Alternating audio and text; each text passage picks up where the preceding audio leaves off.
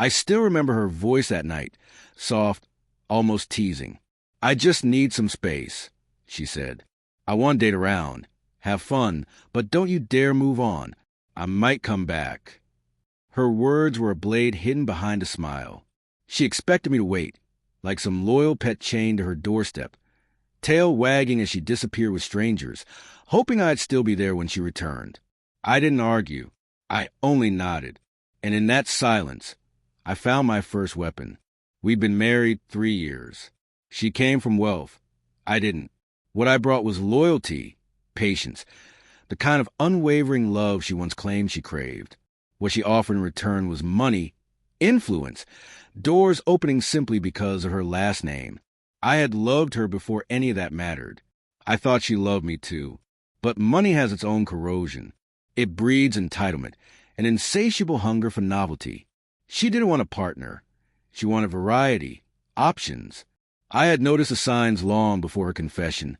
Late night, secretive smiles at her phone. The faint trace of a man's cologne that wasn't mine. Betrayal had already crept in. So when she finally spoke, I didn't feel heartbreak or rage. I felt clarity. I gave her none of what she expected. No begging. No tears. No fight. She anticipated a performance proving her control. Instead, I offered silence, cold, calculated silence. While she laughed with her friends, I watched. While she partied, I planned. First, I secured myself. She'd always been careless with money. Joint accounts, impulsive transfers, reckless spending. She assumed I didn't notice. She underestimated me. I quietly hired a lawyer specializing in divorces involving fortunes. Together, we uncovered her hidden accounts, her family's trusts, the loopholes in the prenup she thought protected her. She believed she was clever. She wasn't. Then I severed every tie she thought bound me to her. I moved assets she never knew I controlled. I cut connections she assumed she commanded. Piece by piece, I built my fortress while she danced among her new conquests. Finally, my sharpest move, I prepared my exit. The night she handed me the words, "You can be my safety net." She unknowingly gave me the knife to sever her from my life for good. By morning, before her coffee even called, I had blocked her everywhere. Phone, email, social media. Even her family couldn't reach me. I erased myself with surgical precision. At first, she didn't notice. Why would she? She was too busy sampling her playground of choices. But eventually, reality hit. Choices don't love you. Choices don't endure your moods. Choices don't stay. When the thrill faded, she sought the safety net that had always caught her. But it wasn't there.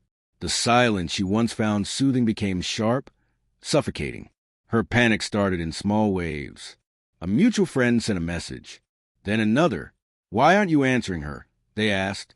I only smiled. The messages escalated to desperation. She showed up at my old apartment, not knowing I had already moved.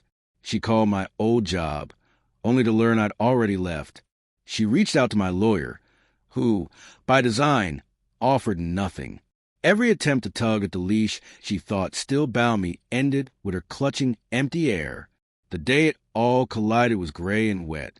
I was stepping out of a meeting when I saw her, soaked, trembling, mascara streaked like ink bleeding across ruined paper. "You blocked me," she hissed brittle, torn between fury and fear. "Yes," I replied. Nothing more. That stunned her.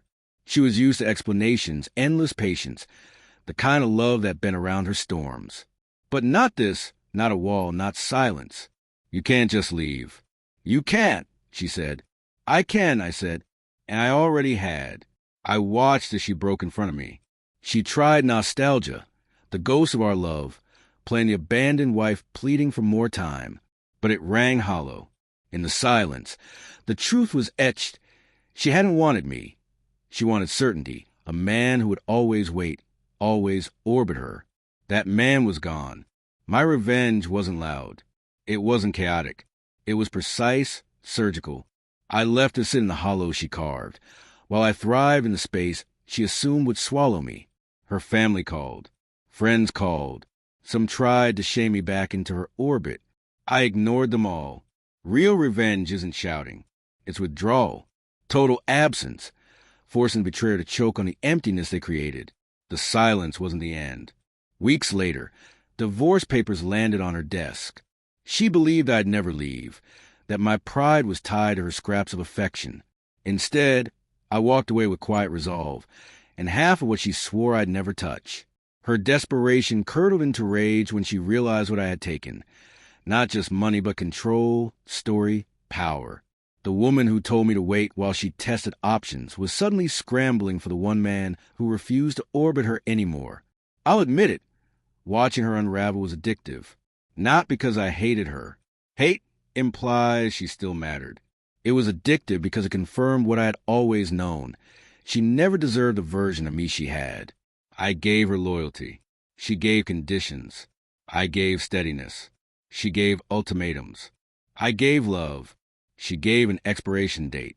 I gave silence. Now, when her memory brushes against me, there's no sting, no anger, no longing, only nothing. And that nothing, that is the sharpest cut of all. She once told me never to move on. So I did the one thing she feared most. I moved on without her,